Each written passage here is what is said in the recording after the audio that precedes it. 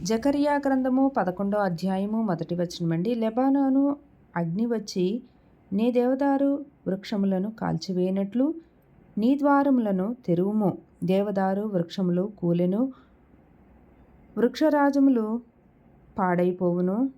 పాడైపోయిను. సరళ వృక్షములారా అంగలార్చుడి, చిక్కని అడవి నరకబడెను. సింధూర వృక్షములారా అంగలార్చుడి, గొర్రెబోయల రోదన శబ్దము వినబడుచున్నది. ఏలయనగా వారి అతిశయాస్పదముల లయమాయెను, కొదమసింహముల గర్జన వినబడుచున్నది. ఏలయనగా యోర్దాను యొక్క మహారణ్యము పాడైపోయెను.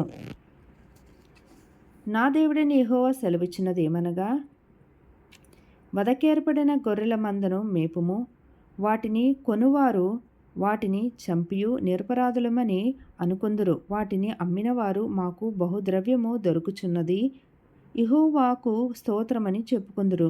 వాటిని కాయువారు వాటి ఎడల కనికరము చూపరు. ఇదే యెహోవా వాక్కు.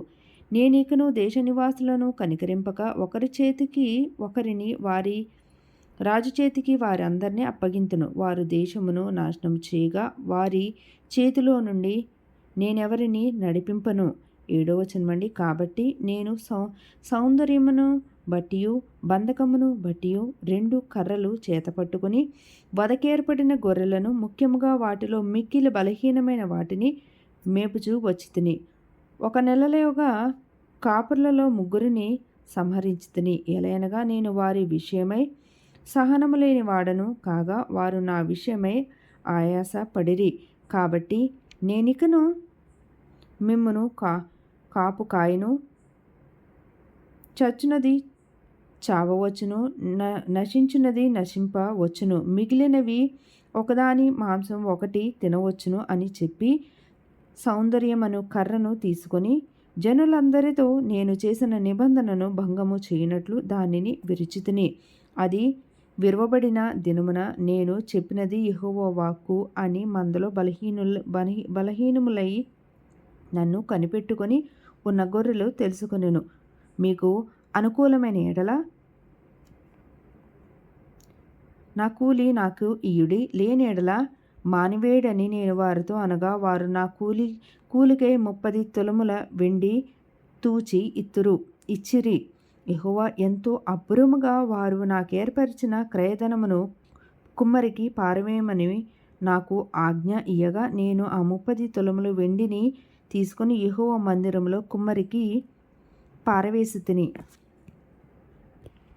14వ వచనమండి. అప్పుడు బంధకమును బట్టి నా 2వ కర్రను తీసుకొని యూదా వారికిని ఇశ్రాయేలు వారికిని కలిగిన సహోదర బంధమును భంగము చేయనట్లు దాన్ని విరిచితిని.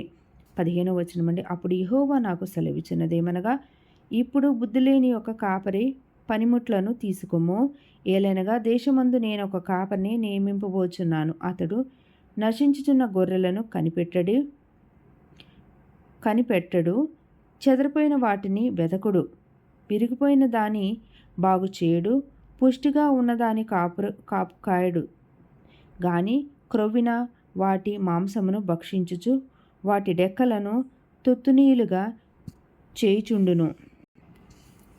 మందను విడనాడు పనికిమాలిన కాపరికి శ్రమ. అతని చెయ్యియు కుడి కన్నును తెగవేయబడును, అతని చెయ్యి బొత్తిగా ఎండిపోవును, అతని కుడి కంటికి దృష్టి బొత్తిగా తప్పును. నెక్స్ట్ అధ్యాయం 12వ అధ్యాయం అండి.